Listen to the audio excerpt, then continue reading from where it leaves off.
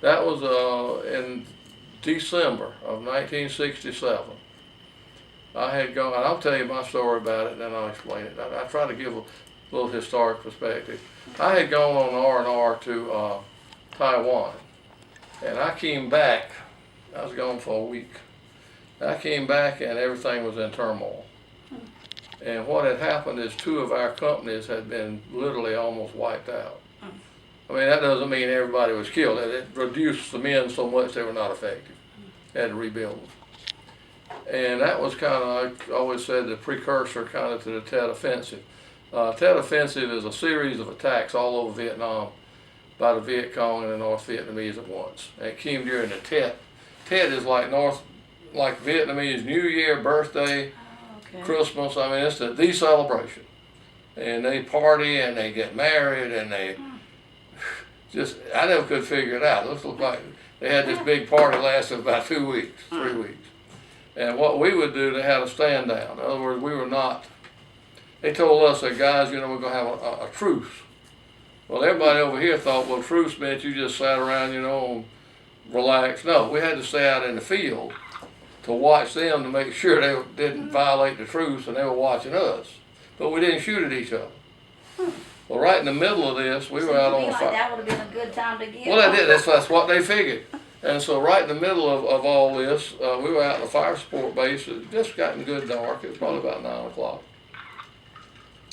And word came down and said, you guys are going back to the boats where we lived. So we loaded up and went back, and I didn't know what was going on. And one of my friends worked in the Tactical Operations Center. Lieutenant Pete Rogers, never will forget him. I said, Pete, what's going on? He said, I don't know, man. I said, the radio's going crazy.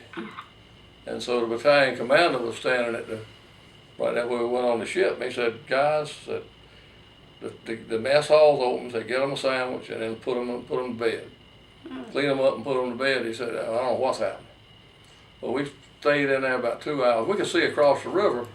We could see helicopters flying up and down the streets of the little town with tracers coming out. That's bullets you can actually see the path coming out of the helicopters going in the street. And we said, those guys are shooting in the middle of town. What in the heck is this?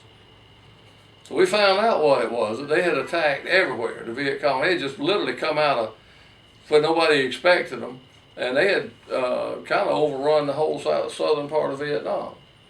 Well, they came and got us about 4 hours later, and we got on the boats, the little salt boats, and we go down this river. I'll never forget, I asked the old Chief Petty Officer of the Navy, I said, Chief, where are we going? He said, Lieutenant, I don't know to say this, but I'm going to say it. I said, I'm damn if I know. He said, I ain't seen an op order in 3 days. He said, I'm following the light on that boat in front of me.